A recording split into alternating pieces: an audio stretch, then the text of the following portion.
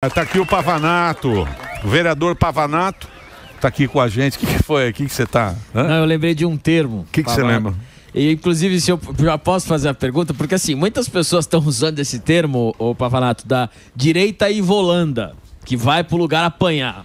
Entendeu? É bom esse termo. A direita e volanda. Tem a esquerda e volanda. Mas a direita é mais conhecida como direita e volanda.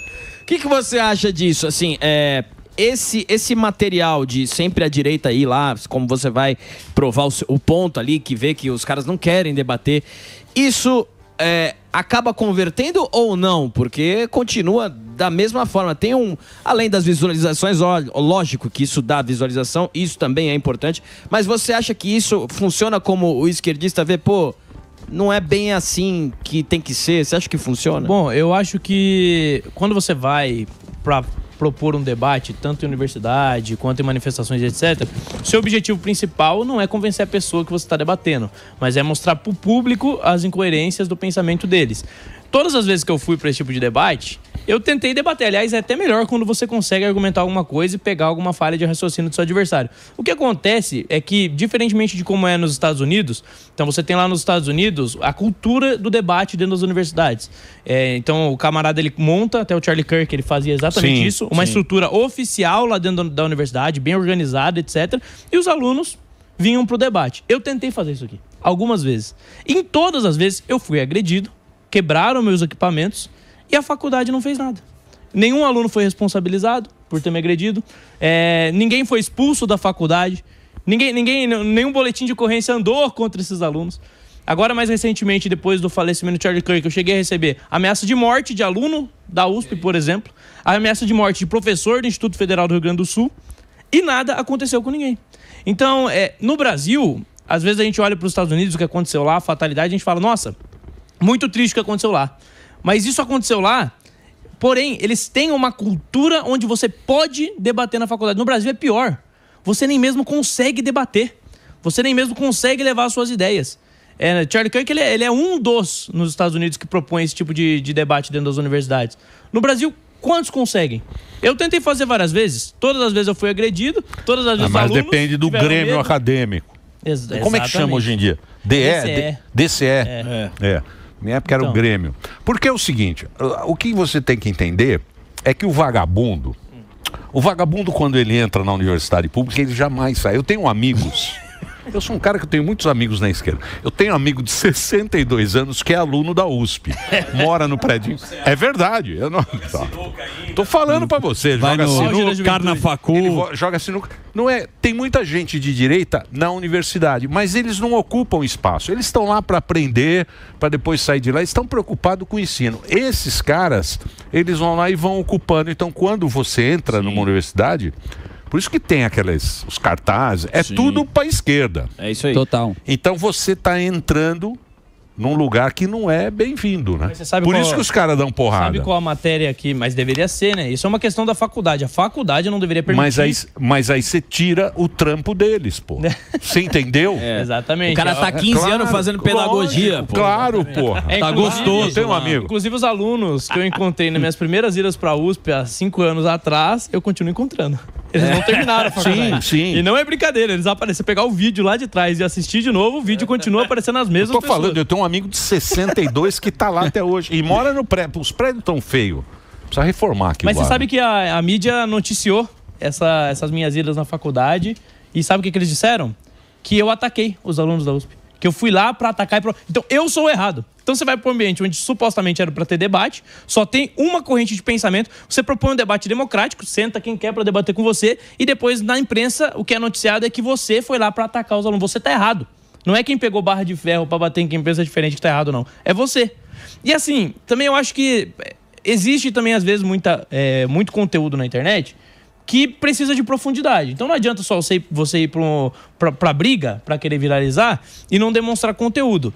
E o que eu tento fazer é exatamente chamar a atenção com esse tipo de conteúdo, que mostrar a intolerância deles, etc. Mas quando eles entram pras minhas redes sociais, eu mostrar outros debates onde eu consigo argumentar melhor para as pessoas conhecerem as minhas ideias, entendeu? Você já Então, converteu alguém? Ah, já? Em box porque eu recebo muito. Não, porque imagina assim, o seu conteúdo no final, né, além do engajamento, de fazer barulho, acho que o Charlie Kirk, a intenção dele, que era o turning point, de ir nas universidades, é para o debate e abrir a cabeça das pessoas. Pô, me prova que que você tem razão. Isso acontece com você? Além da violência, tem gente que fala, porra, Pavanato... Muita gente. Mas então, Teve gente já que eu essa é a debati. ideia, eu então, acho, o né? princípio da democracia é o contraditório. Isso. Esse é o princípio. É isso que eu isso aí. gostoso, É você o debater. princípio, é o princípio. Se o Você cara tem- te provar que ele tá certo, você pode mudar de ideia. Teve uma porque- moça que uma vez eu debati na Paulista e muito tempo depois, assim, mais de um ano depois, ela mandou mensagem. Ela disse que ia votar em mim e ela disse que eu mudei a opinião dela depois daquele debate. E não só isso, né? É o efeito de muitas pessoas no inbox falar, ó, conhecia os argumentos da direita, conhecia os argumentos mais conservadores por sua conta, por conta do trabalho que você faz, e hoje eu penso diferente. Então, eu recebo muito dessas mensagens. Mas não é um trabalho de uma só pessoa, né? Eu lembro que quando eu comecei a opinar dentro da escola, debatendo com professores, eu era sozinho. Não tinha um outro aluno de direita para falar. Anos depois os caras vieram. Pavanato, Então, mas é sempre porque- concordei com você. Mas porque quando eu tava no fogo O cruzado, grupo, não tinha. né? O pertencimento. Você não quer entrar na treta, né? exatamente. Você fala, pô, tá todo mundo desse lado, vou entrar lá. Que é a espiral do silêncio, Mas né? hoje eu garanto Espiral pra do você silêncio que é as essa. coisas são diferentes. Eu garanto pra você que dentro das escolas e universidades você tem mais pessoas se posicionando e principalmente você vê o resultado eleitoral disso, né? Direita? Tem com nada. certeza. Nas Tem. universidades, Tem. Pouquíssimo. mas os professores... Pouquíssimo. Depende do curso, né? Não, mesmo nos cursos de humanas, eu conheço pessoas ligadas, inclusive, ao meu partido atualmente, que se formaram na UFRJ em História. Enfrentaram, obviamente, a esquerda, enfrentaram perseguição da universidade, Meia dúzia. mas se formaram. Não mas vem tá não. começando. Não vem não. Mas é não tudo vem no começo, querer Emílio. cantar vitória. Aí você tá... antes. Não, lógico que não. Mas nessa aí que É você vai, difícil, não né? tem uma meia dúzia pra falar, ó, o Pavanato aí, pô, não tem? Pô, uma vez eu fui na PUC e alunos da PUC foram lá me encontrar e falaram: Pavanato, concordo com você. Uma vez na USP também, vieram falar comigo. Sabe o que Falam eles pedem? baixo, falam baixo. E eles pedem, por favor, não mostre o meu rosto, senão eu vou ser perseguido. É isso aí. Então, aí eu te pergunto, a faculdade, hoje em dia, no passado ela era o sonho de um pai mandar um filho para uma federal. Hoje em dia ele é o maior temor de um pai. Porque ele tem medo de mandar o filho para uma federal, adulterarem a cabeça do moleque e o moleque voltar a outra pessoa. Que foi o que aconteceu com o assassino Charlie Kirk. Sim. Aham. Ele era um jovem de uma família conservadora, uma família que sempre foi republicana. Ele entrou para a universidade e foi levado para o radicalismo de esquerda. Ao ponto de ele cometer um crime bárbaro, como que aconteceu. E o pior de tudo, a imprensa, depois do crime, tentar arrumar uma justificativa para a morte do Charlie Kirk. Então a primeira coisa é, por que mataram ele? É porque ele era um extremista. né? Ponto. Usar o termo E extremista eles pro cara que fazem tomou um isso aqui, tiro. O cara tomou um tiro na coluna e é extremista. E eles fazem isso aqui, isso tá normalizado. Todo direitista que pensa diferente, todas as matérias contra mim é extrema-direita, extremista de direita. Agora, é engraçado, quando o Guilherme Boulos vai para um debate, eles chamam ele de moderado. Ele é um esquerdista moderado, é um centro-esquerda. Por que isso? Por que essa demonização do adversário? É porque quando você demoniza o adversário, você não precisa enfrentar o argumento dele. Se todo mundo se convence de que o Pavanato e o que ele está dizendo é fascismo, por exemplo, ninguém vai ouvir o que o Pavanato tem a dizer. Então é exatamente essa a intenção. Só que isso pode colocar sangue na mão da imprensa, que é o que aconteceu nos Estados Unidos. Mas ele fala que você é fascista e ele faz o fascismo. Exatamente. Ele faz exatamente, igual. Ele faz exatamente o que o fascismo tem Na cartilha. na cartilinha, faz exatamente o que você e te chama de fascista. Mas eu te pergunto, imagina a falta de tato de você pegar uma pessoa que acabou de falecer, sofreu um atentado, aí você rotula ele como extremista e não quem cometeu o atentado, e pior, no dia seguinte você faz uma matéria colocando 12 falas fora de contexto dessa pessoa pra dizer que ele era extremista e pra rotular ele como um adversário que, entre aspas, o que eles estão querendo dizer é que ele mereceu morrer. Teve até gente publicando matéria falando que o câncer tem que ser cortado.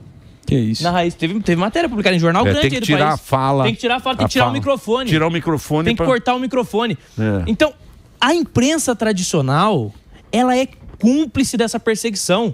Porque quando eles vão noticiar, por exemplo, o que acontece na universidade de eu ter sido agredido lá, eles noticiam como se eu fosse o errado. Então, a verdade é que se não fossem as redes sociais, pessoas como eu não teriam espaço nenhum. O cidadão comum não teria voz nenhuma, apesar de ser maioria. Por quê? Porque eles é realmente um oligopólio. O oligopólio da comunicação que vem sendo rompido pelas redes sociais. E é o que o Charlie Kirk fez nos Estados Unidos e a gente tem tentado fazer no Brasil. O problema é que no Brasil a estrutura é ainda muito mais engessada. É ainda muito mais fechada. Você... Aqui na faculdade eu não consigo, já tentei propor para faculdades federais debates oficiais na universidade com alunos. E eles não permitem. Eles não permitem. Por quê? Por que eles não permitem? Qual é o medo? E qual que você acha que é a origem dessa doutrinação? Falam da escola de Frankfurt. Não, Marcuse, pô. Marcuse, escola de Frankfurt. Mas o que no Brasil ainda permanece esse pensamento? Mas no mundo inteiro. Sim, principalmente vamos na falar América. do Brasil onde a gente está. Por que você acha que tem? Exatamente porque há muito tempo atrás, com Gramsci, depois com a escola de Frankfurt, a esquerda entendeu que você precisava ocupar os meios de formação cultural. E o principal meio de formação cultural são as universidades, são as escolas. É. E nesse meio, porque ali você vai formar os principais profissionais. Você vai formar jornalista, vai formar artista, vai formar intelectual, você vai formar a base. E eles ocuparam realmente esse espaço. Não tem intelectual de direita, muito poucos. Então, porque o princípio democrático, esse sempre foi o princípio democrático. É o quê? Vamos discutir aqui. E foram entrando na escola e ocupando espaço.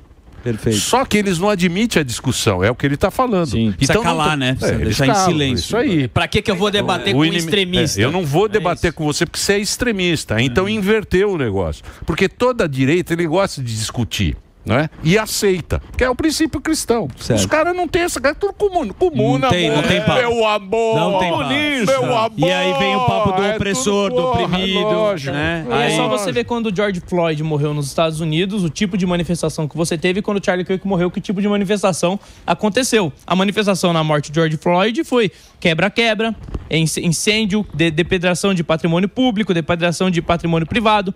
Já na morte do Charlie Kirk, foi pessoas se reunindo para orar. Pessoas se reunindo na igreja para celebrar um homem que defendeu valores cristãos. Então, nós não somos iguais. E é isso que a gente precisa entender. A gente não precisa parar de querer colocar quem é extremista como se não fosse. Porque eles não têm essa preocupação. Quando a imprensa vai te rotular, eu mesmo sem nunca ter defendido o Estado autoritário, eu mesmo sem nunca ter defendido nada além do debate, do diálogo, eu sou rotulado como extremista. Por que quando a gente vai se referir a eles, a gente vai tratar eles como se fossem moderados, sendo que eles não são? Eles não são moderados. Infelizmente, 90% da esquerda brasileira é uma esquerda radical, autoritária, que não tolera o contraditório. E é engraçado que o tiro deles tem saído pela culatra na Europa e uma hora vai sair pela culatra aqui no Brasil também. Porque na Europa, a tese era o multiculturalismo. E essa tese vem também da escola de Frankfurt. Então, todas as culturas são equivalentes, nenhuma cultura é superior a outra cultura, e todas podem conviver harmonicamente. Vamos aceitar todas as culturas. O que aconteceu? Eles achavam que eles iam enfraquecer a cultura tradicional europeia e iam conseguir fazer com que o progressismo avançasse. O que está acontecendo com a Europa? Sim. Islâmica. Então, uma religião ainda mais intensa nos seus valores, ainda mais radical no seu posicionamento, ainda mais conservador, em certa medida, no seu posicionamento, ocupou o vácuo de sentido que a esquerda criou na Europa. E você tem isso acontecendo tanto pela propaganda, tanto pelo meio cultural, mas também pela taxa de natalidade. Então, na Europa, hoje, para uma mãe islâmica, por exemplo, a taxa de natalidade dela é o triplo de uma mãe europeia. E eu te pergunto, no longo prazo, quem vai ser maioria?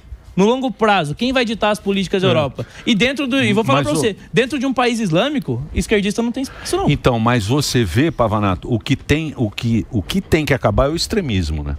Esse que é o problema. Porque o extremismo, quando ele se encontra de um lado ou de outro, vira guerra. Ué, mas o que está acontecendo nesse momento é o máximo do extremismo, não? Não sei se é o máximo. O cara vai lá e mata o cara que quer... Não, se era uma guerra de rede social... Eu sei, mas chega uma hora que você vai ter que chegar a um consenso. Acordo, sim. Não tem como você... Mas vocês acham não tem isso? como ficar assim. Você está otimista? Você está otimista? Não, eu acho que você tem que ser otimista. Não vai ter guerra. O cara que está querendo debater, está sendo ameaçado, ele aqui no Brasil, você está vendo na rede social, o cara foi lá e deu um tiro no outro. É uma coisa que eu não estou vendo uma perspectiva... Mas o que eu devo, como cristão, continuar fazendo é continuar debatendo e orando pelos meus inimigos. Eu sei que pode até, por exemplo, matar o Charlie Kirk. O cara que matou o Charlie Kirk, a ideia era sufocar as ideias do Charlie Kirk. E eu tenho certeza que as ideias dele hoje são 10 vezes mais populares do que antes. Então, não existe violência que supere uma boa ideia. Não existe violência. Você pode tentar calar com violência, pode matar um, pode matar dois, mas você só vai dar mais voz e protagonismo para as ideias dele. E hoje nos Estados Unidos você tem muito mais jovens se alistando, por exemplo, no Turning Point USA, que é o movimento que o Charlie Kirk criou, exatamente pela morte dele. Você teve um movimento muito interessante nos Estados Unidos. Cristão também, né? Exatamente. O movimento cristão é muito forte nos Estados Unidos e na África, né? Sim. Na África. E na Europa tem crescido. Saiu uma pesquisa que em 2021 você tinha 18% dos jovens na Europa que diziam acreditar em Deus. Hoje, em 2025, apenas 4 anos depois, você tem 46%. Ó, que legal. E esse crescimento é atribuído pela pesquisa às redes sociais. Porque durante muito tempo você teve essa hegemonia da mídia, que a gente já falou aqui. E o que a mídia falava sobre o cristianismo? Somente os aspectos negativos, somente uma campanha de queimar a imagem do cristão. O cristão é aquele que colonizou, o cristão é aquele que explorou sociedades, o cristão ele é uma pessoa intolerante, etc. Com as redes sociais, o cristianismo voltou a ter uma propaganda positiva. E os jovens estão nas redes sociais, então essa campanha tem atraído muitos jovens. Então você tem tido um verdadeiro avivamento em partes da Europa, conversão de muitos jovens. E aí que eu digo, essa manifestação que teve agora lá na Inglaterra, em Londres, ela aconteceu por quê? O Charlie Kirk foi um dos motivos, muita gente falou do Charlie Kirk lá, mas não foi o principal motivo. É exatamente uma reação da cultura cristã e do inglês, que durante muito tempo foi proibido de ser inglês, de ter orgulho da própria bandeira. Tem pubs em Londres, por exemplo, que você não entra com a bandeira da Inglaterra. Mas se você tiver com a bandeira da Palestina, você entra. É o multiculturalismo. É o multiculturalismo. Isso é escola de Frankfurt pura. E é o que eles tentam fazer com o nosso país. Você olha, agora eles estão até tentando mudar o discurso como se eles valorizassem a bandeira do Brasil, mas o padrão de uma manifestação de esquerda não é ter a bandeira do Brasil. Porque a nação, o orgulho nacional para a esquerda é algo negativo, é algo que remete à tradição, é algo que remete à direita, é algo que remete ao conservadorismo. Então eles sempre tentam solapar isso. Que é internacional. É internacional. O vermelhão. O vermelhão. O internacional vermelhão é... Não é? Tem um hino, pô. Tem um hino. Mas agora você imagina onde vai dar. Tem a Foro de São Paulo. Tem um monte de coisa que é... mas é o pensamento dos caras. Você vai fazer o quê? Tem um monte de gente que pensa assim. A cartilha. Mas você imagina onde vai dar isso? Você tem uma alta taxa de natalidade de famílias islâmicas dentro dos países europeus e, ao mesmo tempo, você tem uma ascensão do cristianismo, uma retomada do cristianismo. Religiões completamente opostas, vivendo debaixo de um mesmo telhado. E o pior, dentro das escolas não foi ensinado para essa nova geração a valorizar e amar o próprio país. A valorizar e amar os valores, por exemplo, da Inglaterra, os valores da França. Eles foram, pelo contrário, eles aprenderam a odiar o próprio país. É isso que o Trump ontem, ele falou bastante sobre isso. O discurso do Trump foi muito mais falando sobre a Europa. Falando, a Europa, vocês têm que acordar. Perdeu a identidade. Vocês têm que acordar porque vai perder Sim. Né? É um momento que a gente está vivendo. Tempos estranhos. Espero que o futuro não seja tão sombrio quanto parece, não é? Eu acho que assim, o real problema do mundo não está em questões políticas, em questões sociais. O real problema do mundo é o pecado dentro do homem. E é o que Jesus veio combater, né? É o que Jesus ensinou, a gente superar os nossos pecados e lidar com os nossos problemas internos antes de tentar resolver os problemas do mundo. Então, se eu fosse dar um conselho para todo jovem, para todo mundo que às vezes está desesperado com o cenário político, se apeguem a Jesus. Tentem aprender o que Jesus ensinou.